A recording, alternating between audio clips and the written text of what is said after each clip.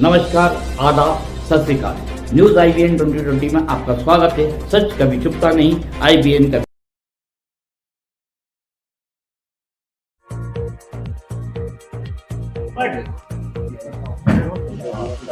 Sir, एक मामला सामने आया, एक आरोपी को गिरफ्तार किया है। क्या पूरा मामला है और किस तरह से वारदात को अंजाम दिया?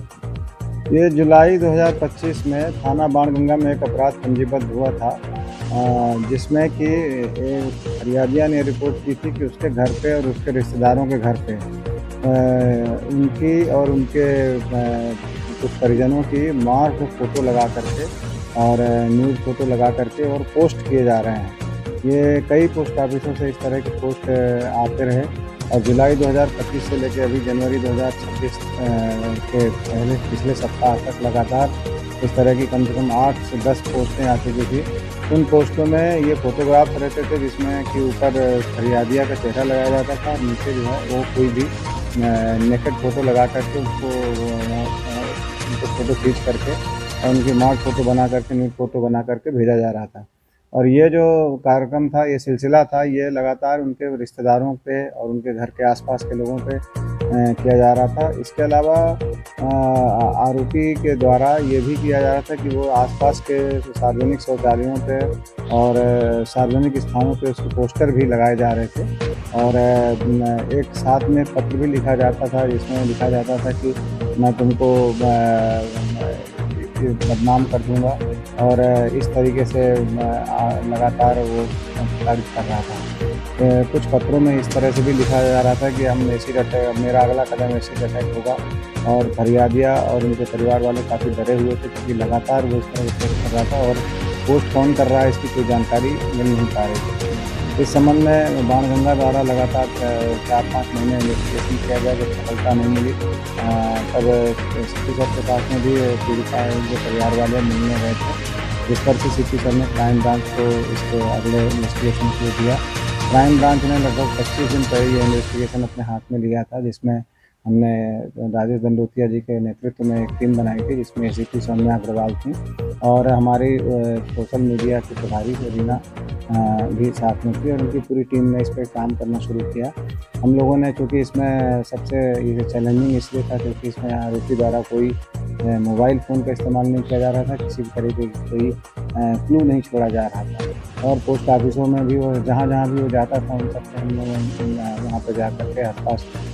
जब पता किया तो पता चला कि उसका मुँह बंद है और कहीं हेलमेट लगा करके और कहीं वो अपना जो है मास्क लगा करके वो इस तरह के फ़ोटो और ये सब चीज़ें पोस्ट कर रहा था, इसलिए इसकी जानकारी निकालना काफ़ी कठिन था। पर हमारी 8-10 की टीम लगातार इसमें लगी रही। कमिश्नर द्वारा भी लगातार इसमें निर्देशन किया गया कि इसको हर तरीके से किसी भी तरीके से निकालना है। इस पर से जब हमारी टीम लगी थी तो लगातार सर्वेलेंस के दौरान 2 दिन पहले ये ऑब्जर्वेशन आया कि एक लड़का है जो इसी तरह से लंगड़ा कर चल रहा है और घर के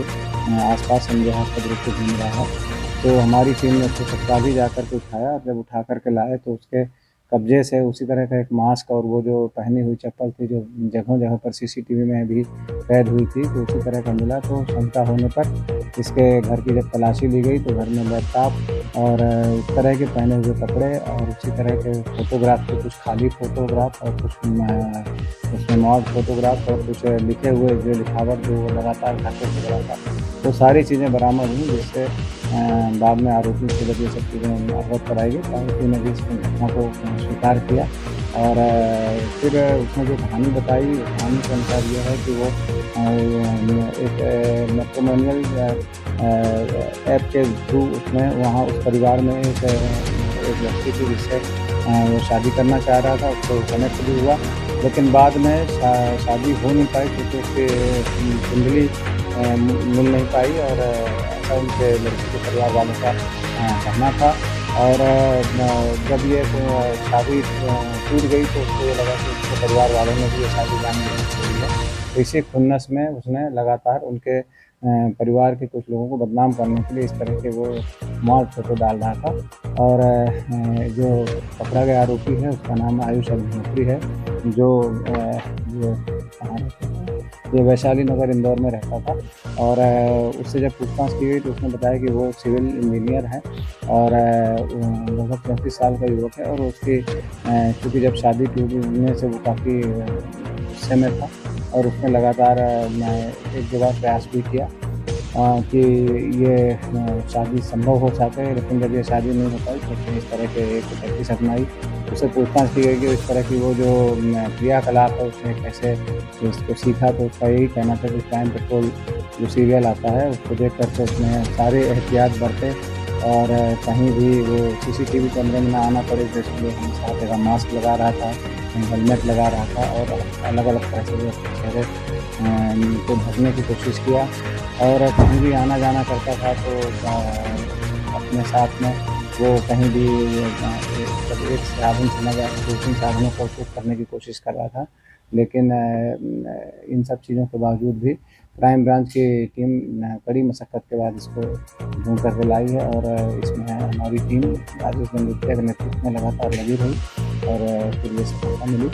आरोपी को हिरासत में लिया गया है, उससे पूछताछ की जा रही है, उससे और जानकारी ली जा रही है कि उसका बैकग्राउंड क्या है और वो किस तरीके से उसने सरकार को अंजाम देने के लिए सोचा।